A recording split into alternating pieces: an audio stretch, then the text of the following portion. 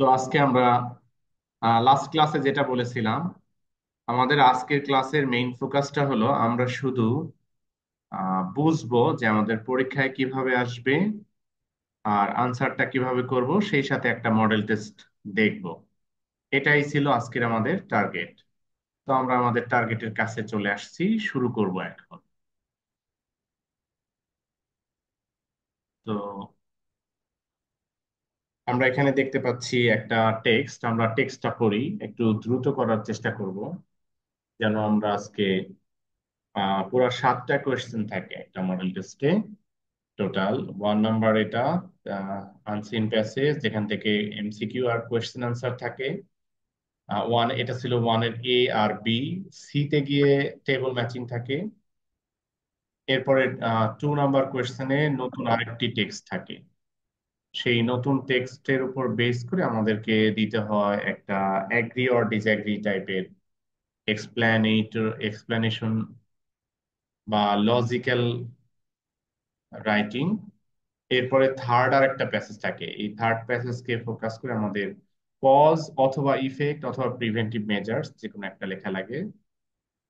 দেন 4 number question একটা poem থাকে। পোয়েমের 30 মার্কের 3টা পার্ট, এ বি সি, 3টা পার্টে 3টা কোয়েশ্চেন থাকে, প্রত্যেকটা পার্টে 10 করে। দেন 5 নাম্বার কোয়েশ্চেন থাকে আমাদের প্যারাগ্রাফ রাইটিং, যেটার জন্য আমাদের আলাদা সিলেবাস আছে। তোমরা দেখেছো যে এর পিডিএফ গুলো আমি দিয়ে দিয়েছি, আশা করি তোমরা প্রিন্ট করে নিয়ে পড়তেছো। 6 নাম্বার কোয়েশ্চেনে থাকে একটা কম্পোজিশন রাইটিং, যেখানে একটা ভেন ডায়াগ্রাম থাকে। এটা ম্যাথমেটিক্যালি ভেন ডায়াগ্রাম, যেটা দুইটা টপিক থাকে, যেমন লেফট সাইডে টমেটো দিয়েছে, রাইট সাইডে অ্যাপল দিয়েছে।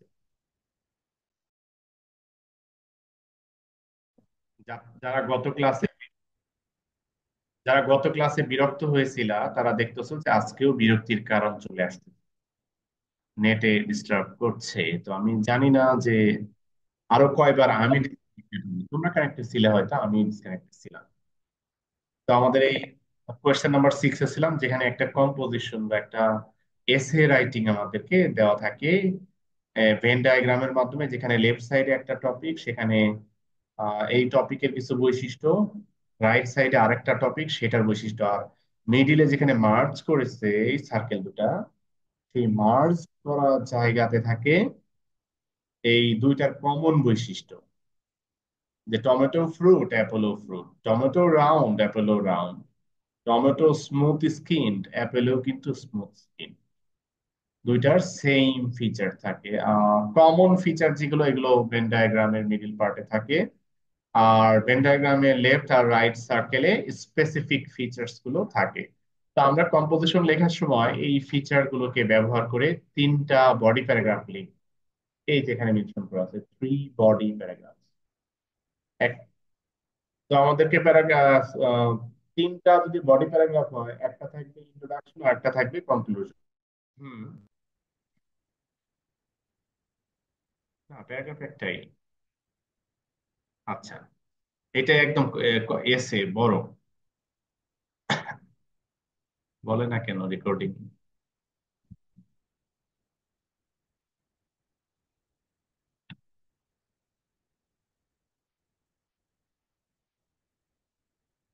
অনলাইনে যারা আছো, তারা কি আমার কথা শুনতে পাচ্ছো? সম্ভবত পাচ্ছ না, right?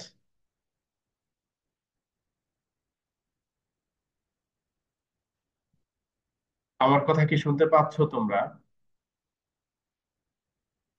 Can you hear me?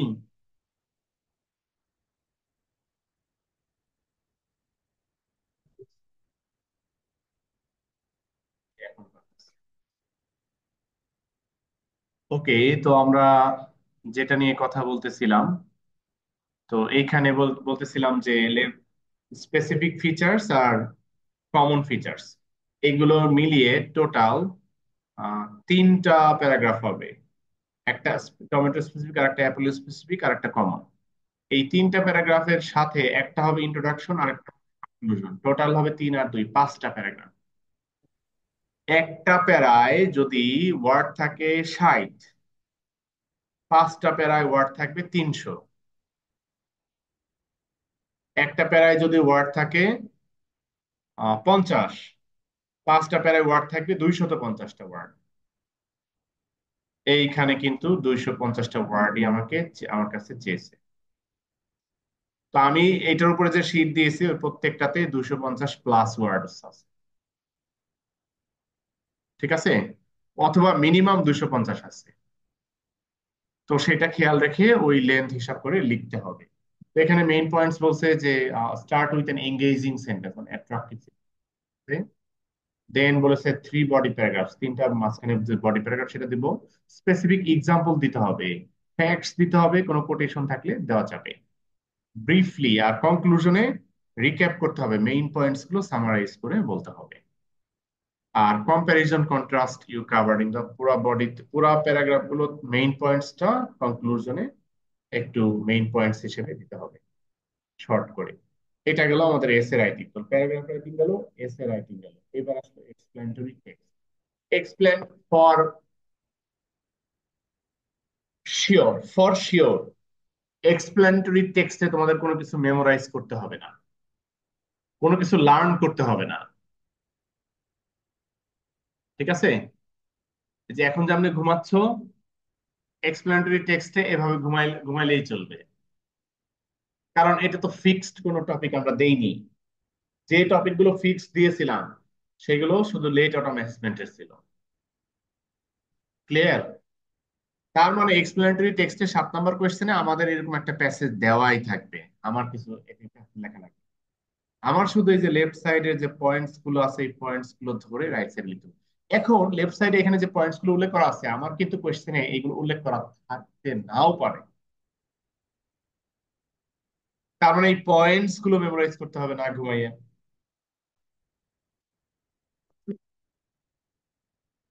অনলাইনে যারা আছো তাদেরকে বলে রাখতেছি যে আমার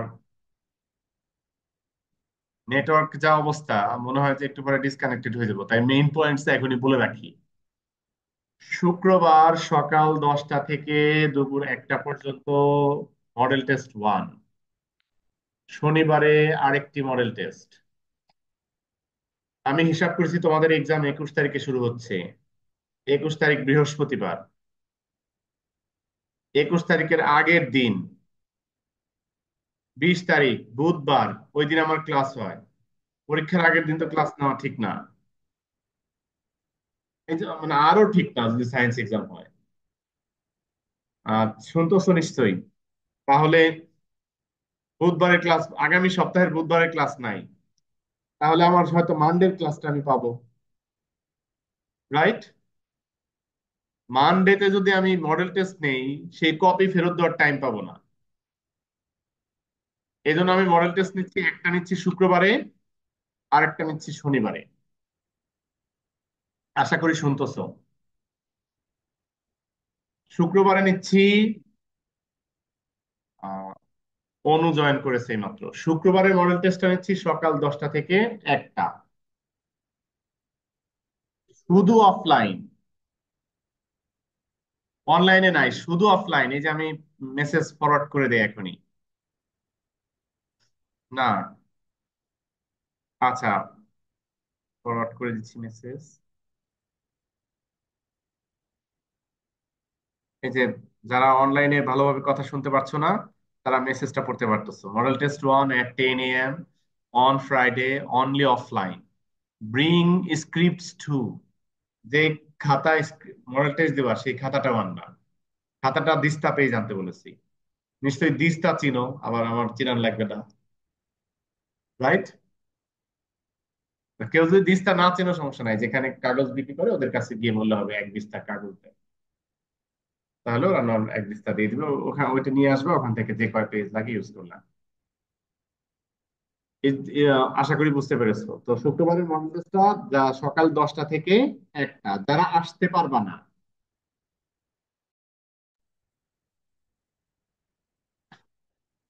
আচ্ছা এটা লাভিবাকে আলাদা করে দিতে হয়, ওকে দিয়ে দিই। যারা শুক্রবারের মডেল টেস্ট সকাল 10টা থেকে 1টা, শুক্রবারের মডেল টেস্ট সকাল 10টা থেকে 1টা, যারা অফলাইনে আসতে পারবে না তাদের জন্য অনলাইন কোনো ব্যবস্থা নেই। যেহেতু অনলাইন কোনো ব্যবস্থা নেই, তাহলে তাদের জন্য আমি আর কোয়েশ্চেনটা প্রিন্ট দিব না।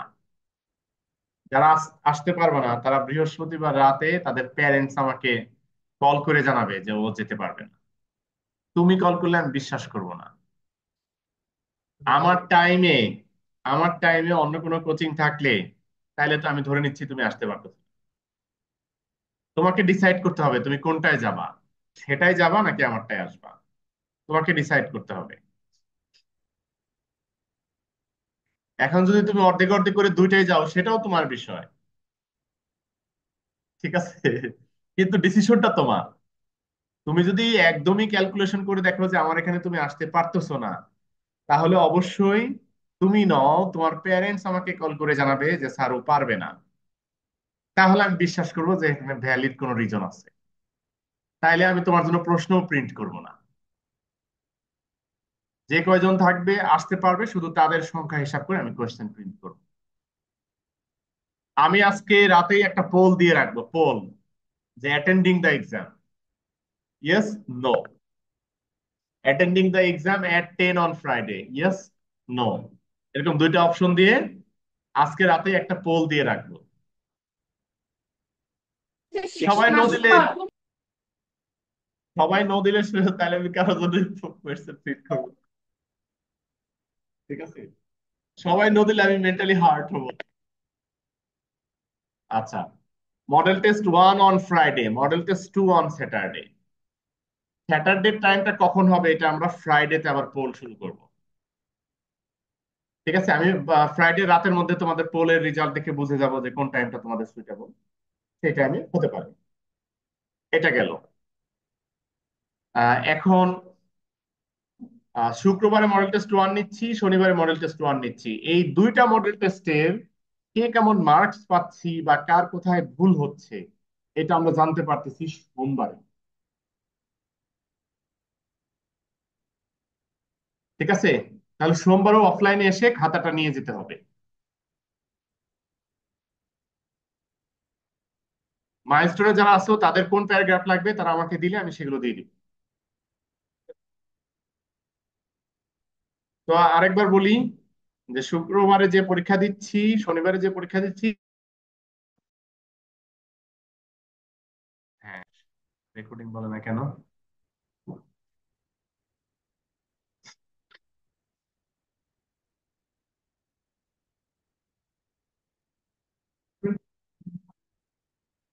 এই মডেল টেস্টের খাতা পাচ্ছি আমরা সোমবারে। তাই সোমবারে জাস্ট আধা ঘন্টার জন্য এসে খাতাটা নিয়ে যাবা আর বুঝে যাবা তোমার কোথায় কোথায় ভুল হচ্ছে, যেন এই ভুলগুলো পরীক্ষার হলে না হয় বা আরেকটু ভালো করে তুমি লিখতে পারো। এই হলো আমার দুইটা মডেল টেস্ট নেওয়ার পারপাস। যেহেতু নেট বারবার ডিস্টার্ব দিচ্ছে, তাই আমি আমার মেইন কথাগুলো বলে রাখলাম। এখন তোমরা তোমরা আর প্যারেন্টস কার কি করণীয় সেটা করে সেভাবে পড়ো, সেভাবে ধরো।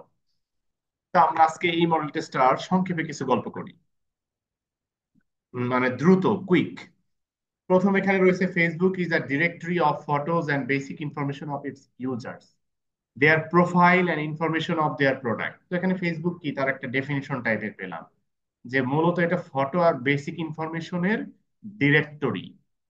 ডিরেক্টরি বলতে যায় a type of phone book, আর টাইপ অফ আর্কাইভ, এরকম টাইপের, যেখানে সবকিছু সংরক্ষণ করে রাখা হয়, এরকম টাইপের। তো প্রোফাইলও থাকে, ইনফরমেশনও থাকে ইউজারদের। এখানে প্রোডাক্ট শব্দটা ব্যবহার করছে যেহেতু ফেসবুক একটা কমার্শিয়াল অ্যাসপেক্ট নিয়ে চালু হয়েছে। There are different types of Facebook for different types of people. বিভিন্ন ধরনের মানুষের জন্য বিভিন্ন ধরনের ফেসবুক আছে। তার মানে কি টিচারের জন্য আলাদা ফেসবুক, ছাত্রদের জন্য আলাদা ফেসবুক, এরকম না কিন্তু। আমরা তো একই রকম দেখি, রাইট? তাহলে আলাদা আছে শুধু ব্যবসায়ীদের জন্য। হ্যাঁ, বিজনেস অ্যাকাউন্ট, এইটা। এছাড়া আলাদা আছে, একটা হলো প্রোফাইল, আর একটা সম্ভবত পেজ, আর একটা সম্ভবত গ্রুপ, আর একটা সম্ভবত পোস্ট, এরকম আলাদা ধরন ক্রাইটেরিয়া আছে ভিতরে। এছাড়া আর তো ডিফারেন্স দেখি না। Facebook is the most popular and most largely used social networking service with over 1 billion active users। তার মানে ইনঅ্যাক্টিভ আরো আছে। এটা মনে হয় সাম কাইন্ড অফ ব্যাম্বুই বলতেছে মনে হয়, রাইট? বেশি প্রশংসা করে ফেলতেছে। Facebook expands relation among people around the world. কেমন রিলেশন এক্সপ্যান্ড করে আমরা তো দেখতেছি, সব ভুয়া রিলেশন। পেই। Facebook was first founded by Mark Zuckerberg along with his roommates and classmates of Harvard University. Roommate ছিল, ক্লাসমেট ছিল, হার্ভার্ড ইউনিভার্সিটি ওরা পড়া অবস্থায় পড়ালেখা বাদ দিয়ে ফেসবুক বানাই। পড়ালেখা একদম পুরোপুরি বাদ দিচ্ছে কিনা আমি জানি না। Later on its network expanded to many other colleges and university. পরবর্তীতে ছড়িয়ে পড়েছে এটা অন্যান্য কলেজ ইউনিভার্সিটিতে। আহ এরপরে কি বলছে, মোর লেটার অন, আরো পরে, its network expanded up to school level, school লেভেলেও চলে আসছে। এনি স্টুডেন্ট ওভার 18 ইয়ার্স, বর্তমানে মনে হয় 14 নাকি না 12, সর্বনিম্ন কত বছর বয়সে ফেসবুক অ্যাকাউন্ট খোলা যায়? এটা সম্ভবত বর্তমানে 14 বা 12 কোন একটা হয়েছে। Hmm. Can become a registered user of Facebook. Though Facebook gives entertainment to student users and helps them know one another, it has now become a curse. এটাই আসল কথা। A curse for the students. Students spend much of their valuable time in Facebook neglecting their studies. এটাও আরেকটা গুরুত্বপূর্ণ point. In the United States, Facebook has turned into a national obsession. কেউ কোনো কিছুকে পছন্দ করে, কোনো কোনো কাজ করে, এবং করতে করতে সে যখন এক্সট্রিম লেভেলে যায় তখন এটাকে অবসেশন বলে। এই চিন্তা থেকে বের হতেই পারে না, এরকম লেভেলে আমরা অবসেসড বলি। তোমরা যদি দেখতে চাও, চলো দেখে আসি। অক্সফোর্ডে যেতে যেতে সময় লাগবে, তাই অক্সফোর্ড ছাড়াই নর্মালি দেখি। এটা আসতে থাকুক, আমরা এখানে প্রোগ্রেস করতে থাকি। Obsession encouraging narcissism. নার্সিসিজম হলো এমন একটা থিওরি, যেই থিওরি মতে কোনো মানুষ তার নিজের প্রশংসার প্রেমে পড়ে যায়, নিজেই নিজের প্রেমে পড়ে যায়। কারণ সে নিজেকে একটা আইকন, একটা আইডল, একটা ওয়ান্ডারফুল পার্সন হিসেবে নিজেকেই দেখে, আর কাউকে না। তো ফেসবুকে মানুষ এই কাজটাই করে। তুমি যখন তোমার নর্মাল একটা ছবি ফেসবুকে দিচ্ছ না, তোমার সুন্দর ছবিটা দিচ্ছ, এর মানে হলো তুমি তোমার নিজেকেই হাইলাইট করছো। অর্থাৎ তুমি তোমার নিজের প্রেমেই পড়ে গেছো। সাম কাইন্ড অফ, তুমি তোমার নিজ ছাড়া অন্য কারোটা গ্রহণ করতে পারতেছো না। তুমি তোমার নিজেকেই সুপেরিয়র ভাবতেছো, অন্যটাকে সুপেরিয়র ভাবতেছো। এরকম আইডিয়া থেকে নার্সিসিজম তত্ত্বটা আসছে। তো অবসেসড হলো having or showing excessive or compulsive concern with something, কোন একটা বিষয় এক্সেসিভ কনসার্ন, অতি বেশি। আর একটা আছে নার্সিসিজম। নার্সিসিস্ট আসলেই হয়ে যাবে, যে কোনো একটা আসলে। Narcissism is extreme self-involvement to the degree that it makes a person ignore the needs of those around them. নিজেকে নিয়ে সে এত ব্যস্ত যে তার আশেপাশের মানুষের নিডস সে ইগনোর করবে। সে শুধু তার নিজেকেই ঠিকভাবে চাইবে, নিজেকেই ফোকাস করবে, নিজের চিন্তাটাই করবে, নিজের কেয়ারটাই করবে। আশেপাশের কোনো কিছু তার নজরে আসবে না, আসলেও সে ইগনোর করবে, ভুলে যাবে, ডিসরিগার্ড করবে, ডিসলাইক করবে, ইত্যাদি। এখন ইউএসএ তে কি হয়েছে, Facebook has turn into a national obsession and encouraging narcissism. Facebook has both uses and abuses. Its merits in the field of making, connecting people, chatting, job seeking, and business expanding cannot be denied. এটা হলো ফেসবুকের positive side. আমার একজন বন্ধু আছে যে ফেসবুকের কারণে একটা চাকরি পেয়েছে। সে ফেসবুক চালাতে চালাতে একটা চাকরির বিজ্ঞাপন পায়, ওই বিজ্ঞাপনে অ্যাপ্লাই করে সে তার ওই চাকরিটা হয়ে গেছে। আবার আমার আরেকটা বন্ধু আছে যে ফেসবুকে কোনো বিজ্ঞাপন না, তার নিজের ফেসবুক প্রোফাইলের মাধ্যমে একটা চাকরি পেয়েছে। সে ফেসবুকে মাঝে মধ্যে ভালো ভালো লেখা দিত, কোনো ঘটনা সুন্দর করে বর্ণনা করে লেখা দিত। কোন একটা সাংবাদিক গ্রুপ তার এই লেখাটা দেখে তাকে ওই নিউজ পেপারের সাংবাদিক হিসেবে সিলেক্ট করে অফার দিচ্ছে যে আপনি আমাদের নিউজ পেপারে সাংবাদিক হিসেবে জয়েন করে। মানে ওই এডিটরই ফোন দিছে তাকে যে আপনার সাথে কথা আছে, আপনার পার্সোনাল নাম্বার দেন। নাম্বার দেওয়ার পরে জানাইছে যে আমরা আপনার লেখাগুলো পড়েছি ফেসবুকে, আপনি যে লেখাগুলো দেন এই লেখাগুলো পড়ে আমাদের মনে হয়েছে যে আপনি নিউজ এডিটিং ভালো পারেন, যে কোনো নিউজকে সুন্দরভাবে প্রেজেন্ট করতে পারেন, তো আমরা আমাদের নিউজ পেপারের এডিটোরিয়াল লেভেলে আপনাকে প্যানেলিস্ট হিসেবে আমরা চাকরি দিব। পরে সেই চাকরিটা সে গ্রহণ করেছে এবং চাকরিটা হয়েছে। পজিটিভ সাইডস তো আছেই, কিন্তু আমরা পজিটিভ সাইডস এ ব্যবহার করি কি? Friends making, connecting people, chatting, job seeking, business expanding, এগুলো পজিটিভ সাইড, বাট নেগেটিভ বেশি আমার মতে। বাংলাদেশের যদি 10 কোটি মানুষ ফেসবুক ব্যবহার করে, পজিটিভ সাইডে ব্যবহার করে সর্বোচ্চ 1 কোটি, আরো কম হবে। আর অধিকাংশই নেগেটিভ সাইডে ব্যবহার করে, রাইট? টাইম ওয়েস্টের কাজে ব্যবহার করে, বিনোদন পেতে ব্যবহার করে। কিন্তু এত বিনোদন লাগে না জীবনে। তুমি যদি তোমার কাজে ব্যস্ত থাকো, বন্ধুদের সাথে মিশো, আত্মীয় স্বজনের সাথে মিশো, পরিবারের সাথে মিশো, তখন এত বিনোদন এখান থেকে লাগে না, ওখান থেকেই পাওয়া যায়। The use of Facebook is expanding because one can use Facebook paying a very little to internet service provider. খুব অল্প টাকা ইন্টারনেটকে দিয়ে ফেসবুক চালানো যায়। এই অল্প টাকায় বন্ধুদের সাথে যোগাযোগ করার কেউ তো নাই।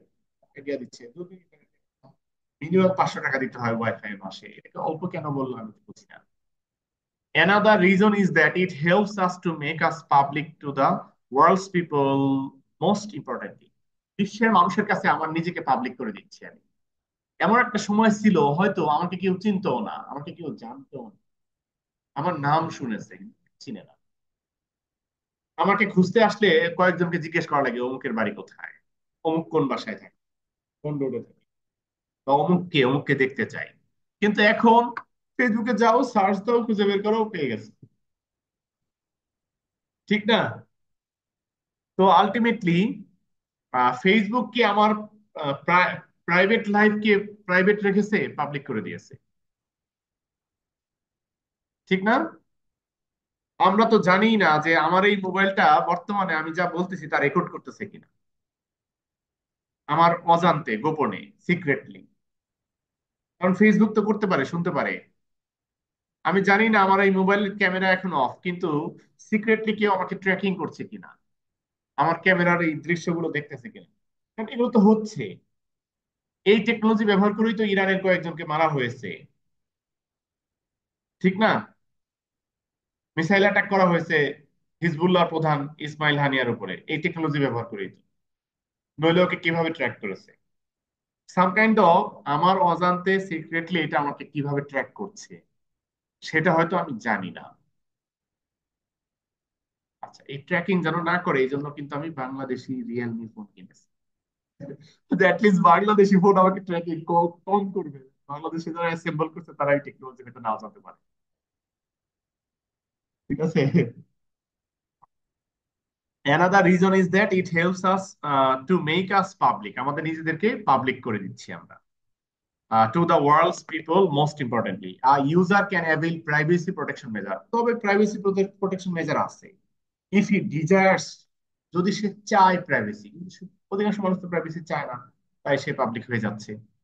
If in spite of all this the demerits of Facebook in, আচ্ছা ফেসবুকে কি এমন থাকতে পারতো না যে একজনের প্রোফাইলে আমি গেছি, এখন তার প্রোফাইলটা ব্লার করে দেওয়া আছে, তার ছবি আমি দেখতে পাচ্ছি, আমি ওখানে ক্লিক দিলাম, দেখাইলো না, ফেসবুক বললো যে যার প্রোফাইল, আগে তাকে মেসেজ দাও, সে পারমিশন দিলে তবে দেখাবো, আনব্লার করবো।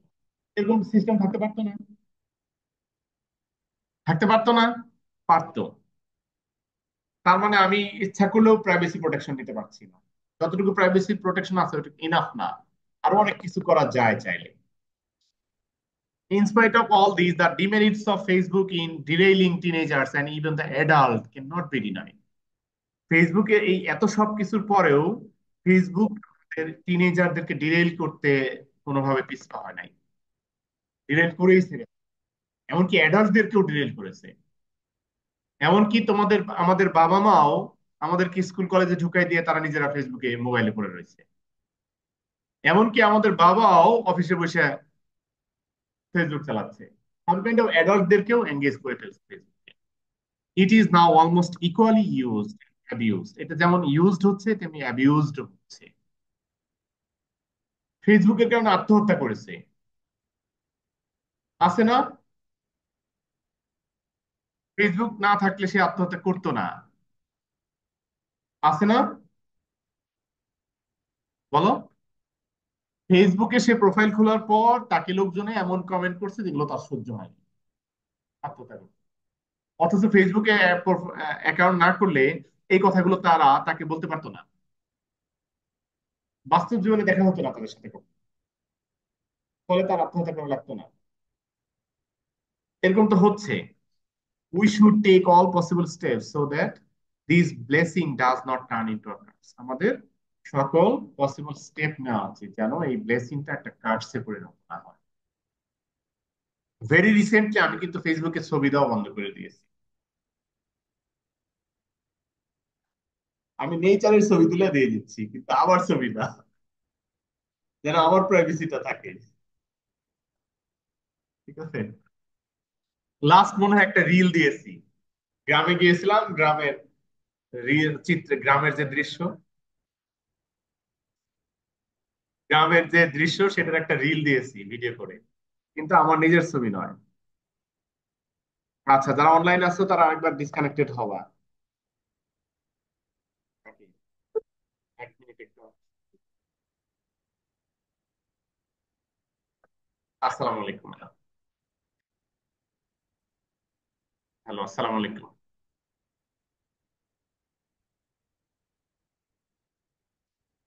জি ম্যাডাম। ম্যাডাম আমি কাজ করছি, অ্যাটেন্ডেন্সটা একটু সময় লাগবে, দিচ্ছি। কলেজে তো মোবাইল বেরি করতে পারি নাই।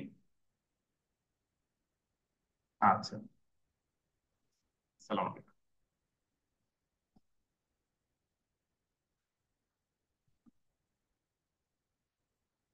ওকে, আমি যেখানে বলতেছিলাম, তো আমাদের টেক্সটটা শেষ, এবার এমসিকিউ গুলো আমরা একটু শর্ট কুইক দেখে নিব। আহ, আমাদের মেইন পয়েন্ট হলো কিভাবে আনসার লিখবে, এটা তো ডিসকাস করা। তো আসলে এখানে ডিসকাস করি। তো এমসিকিউ এর এই আনসার, এখানে এ নাম্বার কিভাবে লিখবো, যে answer to the question of A, আমরা লিখবো answer to the question of 1 A. Answer to the question of 1 A, এভাবে লিখবো। তো এর ভিতরে আবার এ আছে, তাহলে নিচে যখন সাব এতে যাব তখন এটা স্মল এ, সাথে একটা ব্র্যাকেট আছে, ব্র্যাকেট সহ লিখবো লেফট সাইডে মার্জিনের ধারে। হালকা একটু গ্যাপ দিয়ে এটার ধরো অ্যান্সার কোনটা, who are the worst victim, students, তাহলে ফোর দিয়ে স্টুডেন্ট শব্দ। ঠিক আছে, এভাবে লিখলাম। এরপর চলো বি নাম্বারের কোয়েশ্চেন আনসারে। এইখানে কোয়েশ্চেন আনসার গুলো কিভাবে লিখবো? B number, answer to the question 1 B, এটা লিখবো উপরে। লিখে লেফট সাইডে আবার রোমান 1 আছে, তাহলে রোমান 1 দিয়ে আনসারটা লিখবো। এখানে আমার 5টা কোয়েশ্চেন থাকে, এক একটা কোয়েশ্চেনে 2 মার্ক করে, 5 দুগুণে 10 মার্ক। এই 10 মার্কের জন্য কি পরিমাণ লিখবো? অ্যান্সার 2 পেজ বা 2.5 পেজ হতে পারে, নর্মাল হ্যান্ডরাইটিং এ। হ্যাঁ, সবগুলো মিলে নর্মাল হ্যান্ডরাইটিং এ 2 পেজ বা 2.5 পেজ হতে পারে। এক একটা কোয়েশ্চেনের আনসার যেহেতু 2 মার্ক, সেহেতু এক একটা কোয়েশ্চেনের answer some kind of 3 line, 4 line বা 5 লাইন বা 6 লাইন এরকম হতে পারে। এক পেজে আমরা সাধারণত কয় লাইন লিখি? 10 লাইনের মতো। তাহলে এক লাইনে আমরা 2টা আনসার লিখতে পারতেছি, অপর পেজে আরো 2টা, তাহলে 2 পেজে 4টা হলো, আর 2.5 পেজে আরেকটা হলো। ঠিক আছে, মিনিমাম 2 পেজ তো আমার লাগবে এই অ্যান্সার গুলো লিখতে, লেন্থ ঠিক রাখবো, নইলে কিন্তু টিচাররা মার্কস দিবে না, মনে রাখবে।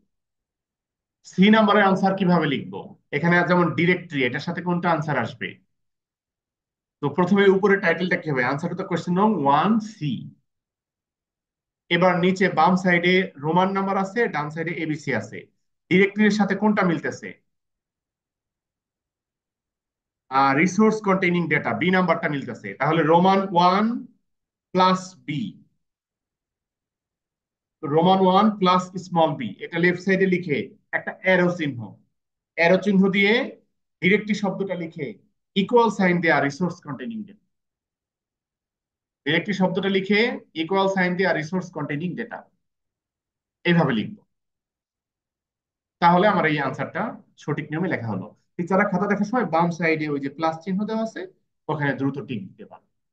এখন তোমাদের প্রশ্ন, স্যার শুক্রবারে 10টায় এসে একটা পর্যন্ত যদি আমরা পরীক্ষা দিই তাহলে জুমার নামাজ কখন পড়বো? যারা জুমার নামাজ পড়বা তাদেরকে বলে দেই যে এখানে যেমন আমি ফুল লিখতে দিলাম না, এখানে 1+b এটুক লিখলেই হবে, তাহলে আমার টাইম বাঁচলো। হ্যাঁ, অনেক টাইম বাঁচলো। এখানে নামাজ পড়বো, এখানে নামাজ পড়ে গেলাম, 1:30টায় নামাজ। তুমি যদি তাড়াতাড়ি লিখো তাহলে 2.5 ঘন্টায় তুমি লেখা শেষ করতে পারবা। 12:30টায় তোমার লেখা শেষ হয়ে যাচ্ছে। বাসা থেকে নামাজের প্রস্তুতি নিয়ে আসতে তোমার যদি 1টা পর্যন্ত লাগে, তাও তো 1:30টায় নামাজ, আর উজু করার মধ্যে যাওয়ার সময় আছে। এই এই রোডেই মসজিদ। আর এই যেখানে শর্ট করে লেখা যায় ওখানে শর্ট করে লেখা আমি অ্যাটলিস্ট আমার খাতায় অ্যালাউ করে দিলাম, যেন শুক্রবারটা আমরা একটু শর্ট করে লিখে প্র্যাকটিস করতে, শনিবারে না হয় ডিটেলস লিখলাম। ক্লিয়ার? 2 নম্বরে আসি। 2 নম্বরে এখানে ট্রাফিকিং রয়েছে, হিউম্যান ট্রাফিকিং। ট্রাফিকিং মানে পাচার, মানব পাচার। তো মানব পাচার জিনিসটা হলো মানুষকে বিক্রি করা, এই মানুষকে এক দেশ থেকে আরেক দেশে বিক্রি করা। বিভিন্ন কারণে হয়ে থাকে, এখানে অনেকগুলো পয়েন্টস উল্লেখ করছে। 1 নম্বর হলো মানুষের জবস দরকার, যা জবলেস মানুষের জব দরকার। এরপরে বেটার লাইফের আশায় মানুষ যায়। এরপর তারা এক্সপ্লয়েটেড।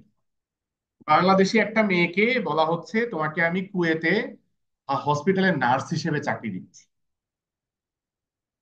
কিন্তু সেই মেয়ে লেখাপড়া জানে না। লেখাপড়া জানলে ভিসায় কি লেখা আছে সে বুঝতে পারে। যেহেতু সে লেখাপড়া জানে না, আর যারা তাকে কুয়েতে পাঠাচ্ছে তারা হলো ব্রোকার, সে সরকারি নিয়মে যাচ্ছে না। সরকারি নিয়মে যে গেলে তো সে যেতেই পারবে না। স্কিল ছাড়া সরকার লোক পাঠায় না। তাকে কোনো ওই যে বিভিন্ন ট্রেনিং সেন্টার আছে, সরকার ট্রেনিং প্রসিজিওর আছে, সমাজ কল্যাণ মন্ত্রণালয়ের মাধ্যমে, পররাষ্ট্র মন্ত্রণালয়ের মাধ্যমে এগুলো কানেকশন হয়ে তারপরে যাবে। তো সে তো এত স্কিল অ্যাচিভ করতে পারবে না, অশিক্ষিত। তাহলে তার সে 2 নম্বর ওয়েতে যাবে। 2 নম্বর ওয়ে হলো দালালরা পাঠায়, বিদেশি কোম্পানির সাথে তার দালালদের চুক্তি থাকে যে এরকম লোক লাগবে। তো দালালরা তাকে পাঠাচ্ছে, কোন পেশায় পাঠাচ্ছে সে যা নিজেও বোঝে না। এবার এই মেয়েটা যাচ্ছে সৌদি আরবে, যাচ্ছে কুয়েতে, যাচ্ছে কাতারে। ওখানে গিয়ে দেখে তাকে নিয়ে হাসপাতালে নার্স তো দূরের কথা, প্রস্টিটিউশনে লাগিয়ে দিয়েছে। ওখানে গিয়ে দেখে তাকে ফ্লোর ঝাড়ু দেওয়ার কাজে লাগাই দিচ্ছে, ওয়াশরুম ক্লিন করার কাজে লাগাই দিচ্ছে। ওখানে গিয়ে দেখে তাকে ড্রেন ক্লিনিং এর কাজে লাগিয়ে দিয়েছে। এই কাজ সে আগে জানলে তো যেত না।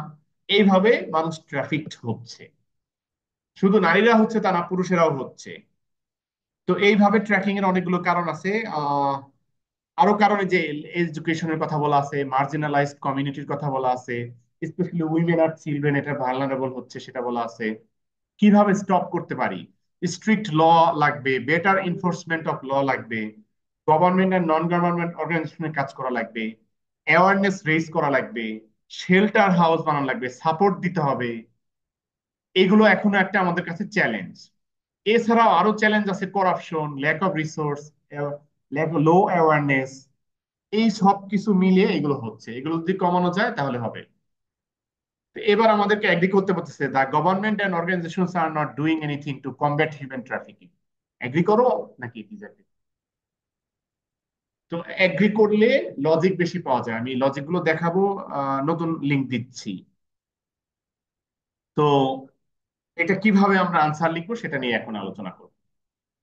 তো এটার আলোচনায় প্রথমত আমার এই টপিকটা কি, government and organisations are not doing anything to combat human trafficking. প্রথমত আমার হিউম্যান ট্রাফিকিং কি,